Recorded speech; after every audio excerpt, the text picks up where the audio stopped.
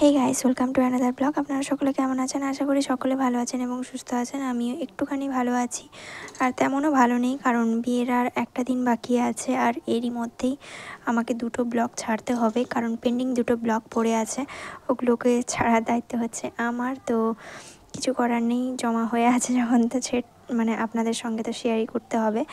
যাই হোক, এই দিনটা ছিল আমার লাস্ট আইবুড়ো ভাত। লাস্ট বলবো না, এটা হচ্ছে আত্মীয়দের তরফ থেকে লাস্ট আইবুড়ো ভাত। আমার বাপির পিসির বাড়িতে, মানে আমার দাদুর বোন, ওদের বাড়িতে আজকে আইবুড়ো ভাত খেতে যাব। আর বলে দিই, ভিডিও ছাড়ার মতো আমার মানে ঠিকঠাক সময় হচ্ছে না, তাই জন্য আমি লেটে ভিডিও পোস্ট করছি। আর এরপরে কবে ভিডিও পোস্ট করতে পারবো এরও কোনো ঠিক নেই, মানে এরপরে একটা ব্লগ পোস্ট করব, এরপরে কবে করতে পারবো তার ঠিক নেই। আর এদিকে দেখো, আমাদের আদি পা ভেঙে বসে আছে ঘরে। আমাদের বাড়ির সিচুয়েশান এখন অনেকটাই খারাপ, আর সকলেরই কিছু না কিছু ক্ষতিগ্রস্ত হচ্ছে, শরীর অসুস্থ বা যাই হোক, মানে হচ্ছেই আর কি। দেখো, কিতকিত করতে করতে চলে আসছে। আর আমি এখন পৌঁছে গেছি হচ্ছে দিদার বাড়ি। রাস্তায় আর কোনো ক্লিপ নিইনি, কারণ একটু কাজ ছিল, আর আসার পথে আমার একটা পার্সেল ছিল, ওটাকেই পিক আপ করে এলাম। আর এর ভেতরে কী আছে দেখাই। প্রথমে তো খুলতে পারছিলাম না, দাঁড়ান এটাকে একটু পজ করে তারপরে খুলি, আপনাদের দেখাই যে আমি একটা মাথাপট্টি অর্ডার করেছিলাম বিয়ের জন্য, ওটাই আজ এলো। আর পরিয়ে একটু দেখিয়ে দিলাম, আর কেমন এসেছিলো আমি একটু দেখে নিচ্ছিলাম। আমি এতটা বুঝতে পারছি না, বাট সামনে আয়নায় দেখলে হয়তো বুঝতে পারবো ঠিক করে। বাট আমার জিনিসটা বেশ পছন্দ হয়েছে, আর ভালো এসেছে জিনিস। মানে এত কম দামের মধ্যে একটা ভালো জিনিস পেয়েছি। তো চলো একবার সামনে থেকে দেখিয়ে দিই। তো এই হচ্ছে আমার মাথাপট্টি। আমি মার্কেট থেকে অনেক খুঁজেছি, তো পাইনি, ফাইনালি অনলাইন থেকে নিলাম। তারপর তো আমি বসেছিলাম খেতে। কাকিমারা এত কিছু আয়োজন করেছিল আমার জন্য। সকালে ব্রেকফাস্টে পরোটা থেকে শুরু করে 2-3 রকমের মিষ্টি, ফল, তরকারি, পেটাই পরোটা, মানে এভরিথিং ছিল।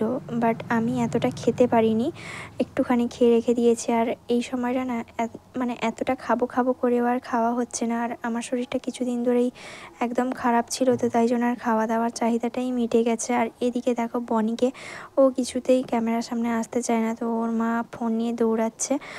যাই হোক, তারপরে চলো আমি এবার খেয়ে নিই, আর বনুটাকে একটু খাইয়ে দিই। ভাই গেছে স্কুলে, মানে আমার বড় কাকিমা তো বলি না, দিদি বলি। ওর ছেলে স্কুলে গেছে, আর বনি আজকে স্কুল যায়নি, তো ওকে একটুখানি খাইয়ে দিচ্ছিলাম। তারপরে আমিও খাবো, আর সকলে মিলে আমাকেও খাওয়াবে। তারপর তো আমরা একটু এসেছিলাম ছাদের উপরে ঘুরতে ঘুরতে, আর এখানে একটুখানি গল্পগুজব করলাম। আর মানে মামনি দিয়ে একটা নতুন ওয়ার্ড্রপ এনেছে, ওটাকেই দেখলাম। আর আমারও ওয়ার্ড্রপটা ভীষণ পছন্দ হয়েছে। আমি স্পেশালি একটু এক কালারের পছন্দ করি, বাট ও একটু ডিজাইনার জিনিস পছন্দ করে, তো ওটাও আমার বেশ ভালো লেগেছে। তো ওর কাছে ওর শাড়িগুলো দেখছিলাম, ওয়ার্ড্রপটা ভালো করে দেখছিলাম, একটু গল্পগুজব করছিলাম। কারণ বাড়িতে ছোটো কাকিমা গেছিলো একটু মার্কেটে কিছু জিনিসপত্র কেনাকাটার জন্য, আর বনু এখানে ফোন ধরেছিল। ও দেখো, আঙ্গুল ঠাঙ্গুল ঢুকিয়ে দিয়েছে ফোনের মধ্যে। তারপরে তো একটুখানি কথাবার্তা করার পর আমরা গেছিলাম একটু ছাদে, একটু গাছ টাছ দেখবো বলে।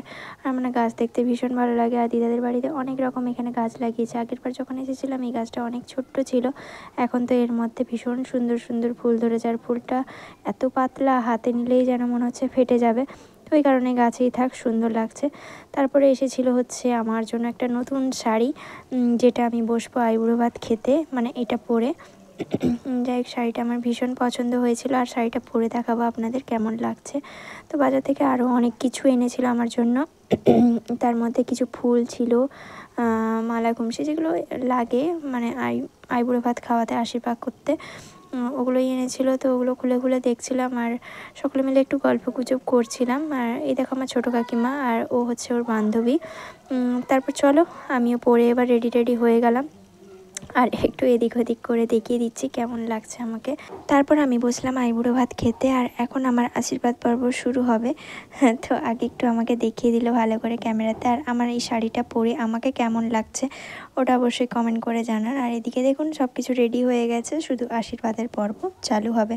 তো প্রথমেই আমাকে বড় কাকিমা মানে মামনি দিয়ে আমাকে বরণ করে নিল, ওদের বাড়ির বড় বৌমা। দিদা যেহেতু করবে না না বললো, তো তাই জন্য মামনি দিয়ে আমাকে প্রথমে বরণ করছে, মানে আশীর্বাদ করছে, ফুল চন্দন মালা সব কিছু দিয়ে। তারপরে আসবে ছোটো কাকিমার পালা। এরপর দেখো ছোটো কাকিমা চলে এলো আর আমাকে এবার বরণ করে নিচ্ছে, মানে বারবার বরণই বলছি, আশীর্বাদ করছে। তারপরে তো বনি এখানে পুট করে বসছিল, উঠে চলে গেল। ও বেশি ক্যামেরার সামনে থাকে না, আর আমি কি বকর বকর করে যাচ্ছি কাকিমার সঙ্গে জানি না, আমার মাথার এখন ঠিকঠাক নেই। আর একটা কথা বলে রাখি, আমি যখন ভয়েস ওভারটা দিচ্ছি তখন পাশ থেকে অনেক নয়েজ আসছে, আমি জানি, আপনারা একটু প্লিজ ম্যানেজ করে নেবেন, কারণ আমাদের বাড়িতে যেহেতু গেস্ট চলে এসেছে সকলে, এরই মধ্যে আমি ব্লগ এডিট করতে বসেছি আর অনেক মানে আওয়াজ আসছে আমি বুঝতে পারছি। তারপর তো এখানে কাকিমাকে প্রণাম করতে যাচ্ছিলাম, কাকিমা লাফিয়ে উঠে চলে গেল। কেউ এখনকার দিনে প্রণাম নিতে চায় না, সবাই দূর থেকে আশীর্বাদ করে আর মানে হাত জোড় করেই প্রণামটা সকলেই নেয়। তো তারপরে একটা প্রবলেম হয়ে গেছিলো, যেটা হচ্ছে আশীর্বাদ মানে যখন আমাকে করছিল তখন মালা ঘুমসিটা পরাতে ভুলে গেছিলো। তো ওই কারণে যখন আমাকে খেতে দিয়ে বসানো হয়েছিল তখন আমাকে মালা ঘুমসিটা পরিয়ে নিচ্ছিল। আর খাবারের মেনু দেখে আমি তো পুরো অবাক, এত কিছু আমি একসঙ্গে কিছুই খেতে পারবো না, তারপরে ওরা এত কিছু রান্না করেছে। আমি একটাই মাত্র মানুষ, আর এইটুকু একটা মানুষ, পেটটা আমার একটুখানি, তার মধ্যে এত কিছু কি করে খাওয়া যায়। তো ওটা দেখেই আমার ভয় লাগছিল। তারপর তো আমি এত কিছু বলছি আর দেখাচ্ছি, এত কিছু কি করে রান্না করলে তোমরা দুজনে মিলে, কারণ আমি যখন ওদের বাড়িতে যাই ওদের রান্নাবান্না অলরেডি কমপ্লিট হয়ে গেছিলো। তারপরে তো এখানে ছোটো কাকিমা আমাকে খাইয়ে দিচ্ছিলো, কারণ খাইয়ে দেওয়ার একটা ব্যাপার থাকে, তো ওই কারণে কাকিমা আমাকে খাইয়ে দিচ্ছিলো একটু একটু করে। তারপর তো আমি পুরোটা নিজে হাতে খেয়েছি, আর বিশ্বাস করবে না, এর মধ্যে হয়তো আমি এক দুটো খেয়েছি আর বাকি সব কটাই ওদের তুলে দিয়েছি, কারণ এত কিছু খাওয়া অসম্ভব ব্যাপার। আর সাইডে বসেছিল কাকু, আর আমাকে সবার থেকে আলাদা ঘুরে বসিয়েছিল। আমার তো একটু অকওয়ার্ড ফিল হচ্ছিলো, সবাই একরকম খাচ্ছে আর আমি আলাদা। আরে তুই তো আমার বিয়েতে যাবি, চিন্তা কোথায় তোর? হ্যাঁ যাবে তো, কালকে তো আবার দেবপালে যাবি, আরো তো চিন্তা কম। যদি নেই ঝিয়া করলু তো নাকি চকলেট। আমি যখনই দিদার বাড়ি আসি তখনই যাওয়ার সময় বনি ভীষণ পরিমাণে কাঁদে, আর ও আমাকে ছাড়তে চায় না, যে কারণে ও কান্নাকাটি শুরু করে দিয়েছিল। তারপরে তো ওকে মানিয়ে টানিয়ে অনেক কিছু বলার পর আমি একটুখানি গল্প করার পর আমি বেরিয়ে পড়েছিলাম বাড়ির জন্য। আর এদিকে দেখো বনি আমার কাঁধে উঠে পড়েছে, ও আমাকে ছাড়তে যাবে। তো চলো একেবারে টোটোয় বসি, আর টোটোয় বসে পড়েছি, এখন যাব বাড়ি। তারপর হয়ে গেছিলো সন্ধে আর আমি চলে এসেছি এখন বাড়ি। আর মুখ হাতে পায়ের অবস্থা এমন কালো হয়ে গেছে যে আর ফিল্টার ছাড়া সামনে আসতেই পারছি না। তো তারপরে তো আমরা সন্ধ্যেতে একটু বেরিয়েছিলাম, আর আমার গলার ভয়েস আবার খারাপ হয়ে গেছে ঠান্ডা লেগে। একটু শপিংয়ে গিয়েছিলাম, আর ওখানে গিয়েছিল হচ্ছে ছোটো কাকিমা, ওর মেয়ের জন্য ড্রেস কেনার জন্য। তারপরে ড্রেস দেখে আমরা ওখান থেকে একটা চুজ করে তারপরে হচ্ছে যাব আমার নিজস্ব কাজে, যে কাজে আমার আসা আজকে, মানে এত শপিং করছি বাইরে ঘুরছি ওই কারণে অবস্থা শেষ আমার। তারপর এসেছিলাম একটু মানে ঠাকুরের বাজার করতে, যেখান থেকে আমাদের বিয়ের কিছু সরঞ্জাম প্লাস মুকুট টুকুট নেওয়ার ছিল। তো এখান থেকে এইসব দেখে আর একটা মুকুট চুজ করে চলে এসেছি আমরা এখন কাপড়ের দোকানে। আর এখানেও আমাদের কিছু কেনাকাটার ছিল, আর একটু পরেই হচ্ছে সোম আসবে। আর আমি ক্যামেরা আর আয়না দেখলে তো মানে আয়না দেখলেই স্পেশালি আমার একটু ভিডিও করতে ইচ্ছে করে। তারপরে তো এখানে একটু জামা কাপড় দেখতে এসেছিলাম, ওগুলো দেখে একটা ওড়না নিলাম আমি, মানে আমার মাথায় যে ওড়নাটা পরবো ওটা নিলাম, অনেক খুঁজে একটা নিলাম। তো এটা বেশ ভালো ছিল আর সব ছিল, ওটা একটু দেখে নিয়ে নিলাম। তারপরে হচ্ছে সোম এলো, তারপরে ও বাকি ব্লগটা করছে।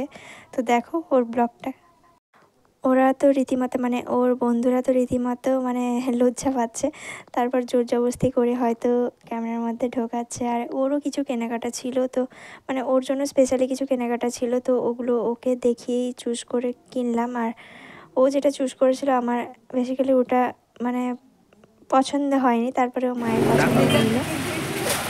ব্লেজার দেখেছিলে? ভালো, আমি ওখান থেকে হ্যান্ডসাম বয় আর কি ওখান থেকে দেখে আসার পরে তারপর আমি এসেছিলাম আমার একজন ছোটোবেলাকার স্যারের কাছে, মানে আমার টিউশন স্যারের কাছে এসেছিলাম নেমন্তন্ন করার জন্য। তারপর তো আমি ব্লগ আর কন্টিনিউ করতে পারিনি, তাহলে আমার ছোট্ট ব্লগটা এখানেই শেষ করলাম। আর স্যারকে প্রণাম করে আমিও চলে গেলাম বাড়ি, আর বাড়িতে গিয়েও আমার অনেক কাজ ছিল। তো চলুন ভিডিওটা আজকে এখানে শেষ করছি, নেক্সট ব্লগটা আসছে খুব তাড়াতাড়ি।